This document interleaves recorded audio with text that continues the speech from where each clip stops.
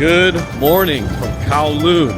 It has been a long 14 years since I've been back in Hong Kong, let alone Kowloon. We're staying just literally right on that corner over there. We're in the hustle and bustle of things, if you couldn't tell. And it's surreal to be back. 14 years later, literally half my lifetime ago, was the first time I was in Asia, first time I was in China, and it was a major life event that happened during that time. I'm not gonna go into it for this video. Another bonus thing about this place is my dad is from Hong Kong. He is from the lower part of Kowloon, so to be back here as an older man, as a photographer, and someone who's close to my dad, there's a really special connection for all this stuff, and I hope that my photos here will look a little bit different from the Tokyo street photography, the Japan stuff. We're gonna travel a lot, eat a lot like we did in Japan, but it's gonna be a little bit different, a little bit more rugged, rough around the edges, but that's the kind of stuff that I enjoy when I travel. So this is the second leg of my Asia trip, and if you didn't see my first leg where I spent 10 days in Japan, you should click the video in the top right corner. And just like the Japan trip, we didn't have any plans, but this leg was a little bit more photography driven and had more assistance by new local friends. I shot much less film in Hong Kong, actually almost exactly half than what I did in Japan. However, I really enjoyed the variety of settings I got more since I had work during the day and night, in the street and in the subway, and some on a secret new camera I got here in Hong Kong. Street photography is completely legal, and nobody really bats an eye at having their photo taken on the street. It's only market vendors and very specific people in Kowloon that one should avoid photographing.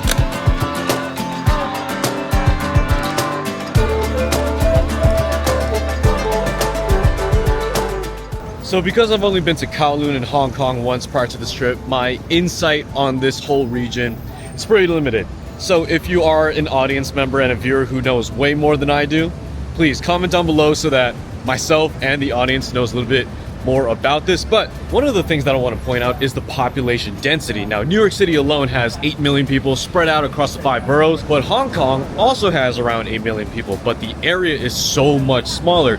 And because of that, they just got to build vertically. So Kowloon is characteristically known for these gargantuan high-rises that are incredibly old. And Kowloon is also known for those neon signs that you guys have seen in like Wong Kar-wai films, or like the old school 60s and 70s Chinese films also set in this area. And Kowloon from an optic standpoint does look a little bit rougher. There's AC units sticking out of the walls. The buildings look much older than the ones on Hong Kong Island.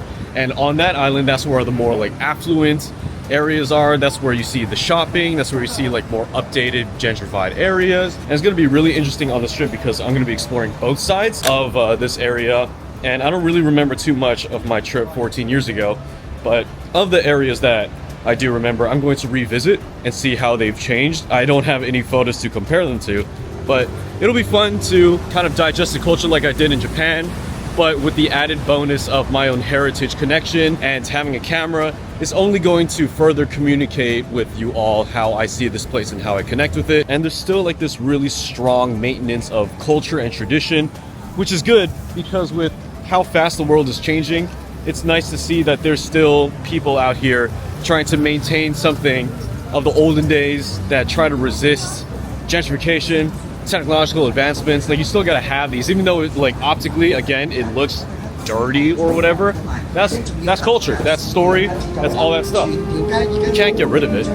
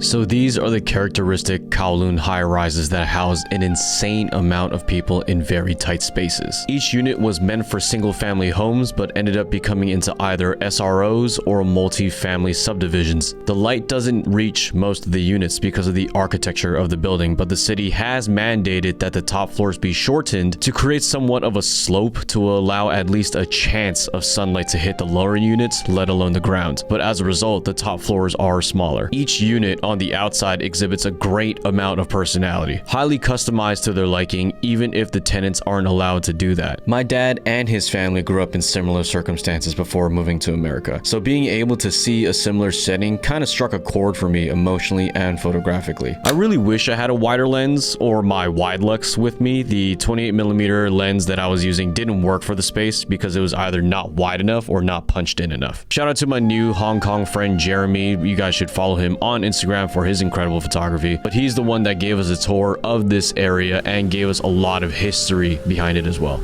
I think there's a layer of magic to these photos I made in Hong Kong, or at least for myself, and even though the quantity is less compared to my Japan trip, the quality feels higher. There is an apparent difference in work when you drop a photographer in their home territory. New territory in traveling might have a higher chance of yielding beautiful photographs through a tourist's eye or a visitor's perspective. That's not a bad thing because the photos can be epic in proportion, colorful in their perspective because you could see the beauty in things that maybe locals may take for granted. Home court advantage might yield work with cultural subtleties or deeper connections than that of a guest. But Hong Kong is an interesting case because I've only been there once and it was 14 years ago when I wasn't even a photographer. But there's a cultural connection, however, and that can add a layer of, I guess, a thematic presence to photography, especially when the photographer is trying to make that connection for themselves. Enter two more new friends, Nick and Jared. These two showed us around Hong Kong Island for a good time with coffee, sights, street photography, and pro tips on camera shopping. These two took us onto the cable cars that are so iconic to the city, and the top level of the double-decker gives you such a cool perspective of the streets below.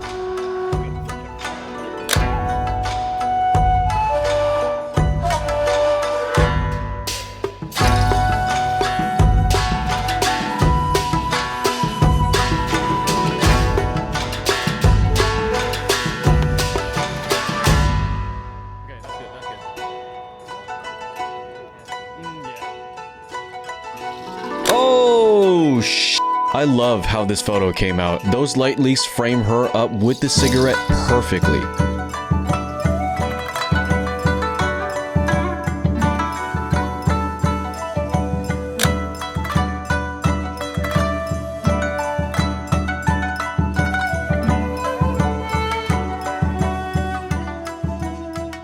After a day of shooting street in Hong Kong Island, we circled back to Kowloon to eat more and have a night photo session. We had a dinner on a terrace tucked away in the middle of one of the oldest high-rises in Kowloon. It was a really cool experience. And this one server came over to ask where we were from and started talking smack about New York. He's a really funny guy. And after dinner, we hit the streets with our cameras, and I know most would prefer Cinestel 800T for the night, especially with all the neon signs around, but Tri-X just looks amazing in describing the nightlife in this area.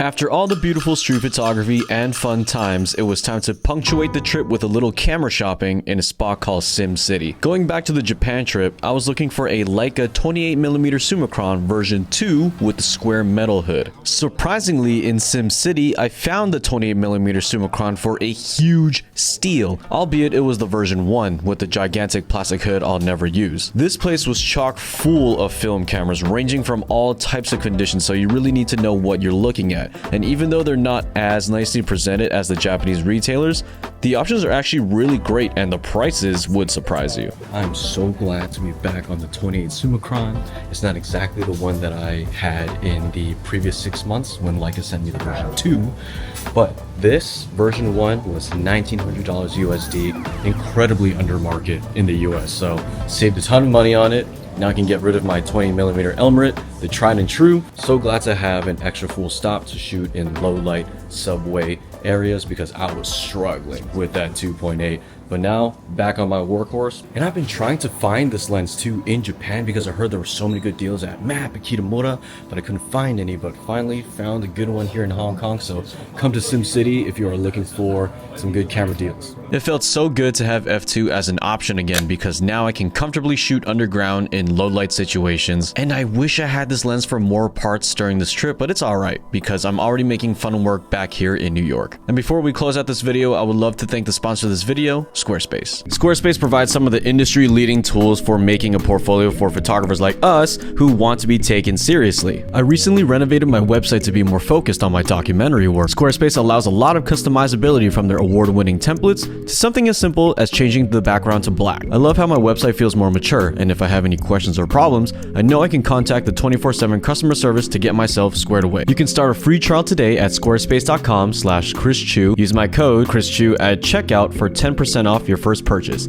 Thank you to Squarespace for sponsoring this video. This concludes my beautiful Hong Kong trip, and there are literally so many more photos I haven't shown because it would be way too overwhelming, but maybe I'll make another video for them. And speaking of other videos, stay tuned for the next video that concludes this Asia trip with some serious street photography and good eats back in Tokyo with a new friend I made over there. The secret camera review will follow soon after. But until then, see you in the next one. Peace.